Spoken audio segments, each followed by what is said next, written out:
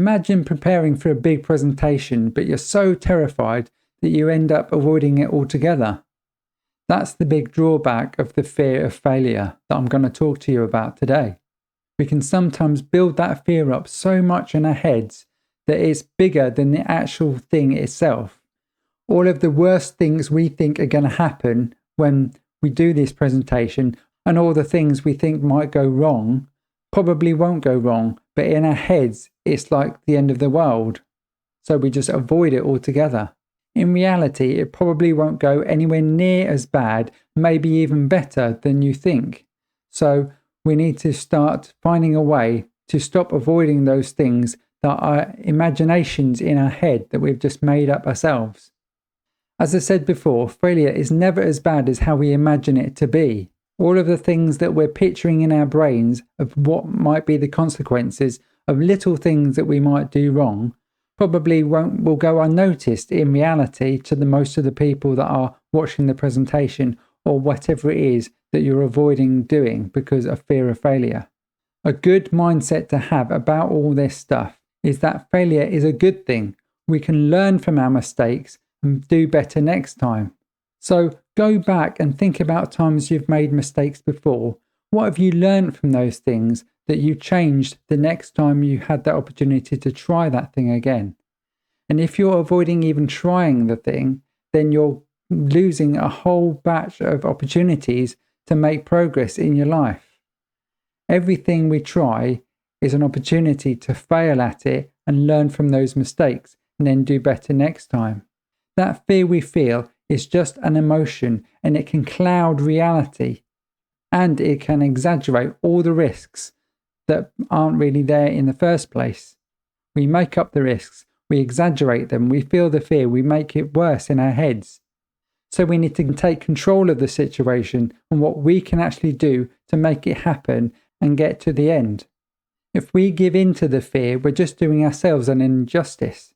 Have you heard the term paralysis by analysis? That's exactly what's going on when we're stuck feeling all that fear and getting into that little spiral where it just builds and builds and builds. Failure is a process. It's not the end.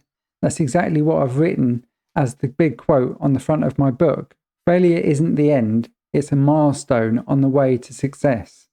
What mistakes actually are proof we tried. If we don't try, we're never going to succeed. And we're never going to learn what to try differently the next time, and the time after that, and then many times after that.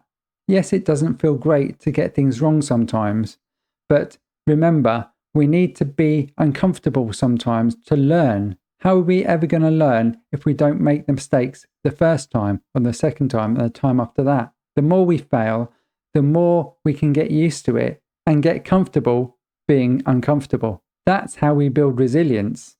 And we get stronger and stronger the more we fail. So it's important that we take actions even if we might get it wrong. Either way, it'll either go right and that's amazing, or we'll do something wrong and we'll learn from it, and then when we do it again, we'll be a bit better next time. It's not as simple as just trying it once, getting it wrong, trying it again and getting it right.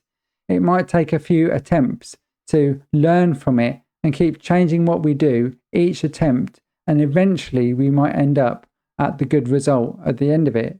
This doesn't always have to be big things like massive presentations or other stuff like that.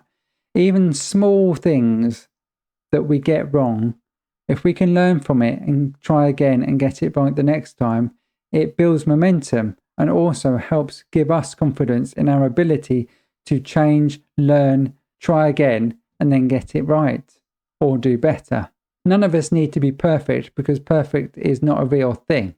It's all about putting in the effort because we do get the benefit. Our brain has all these chemicals up there doing their thing, and it notices when we're putting in effort, and we get benefits from that. So we can all embrace that by trying and failing all small things again and again and again, not deliberately, but testing ourselves on a regular basis with small tests that we might get wrong or right. And as we get things wrong and try again and again, it builds that resilience and the ability to cope with failure. So keep going forwards and don't worry about failure.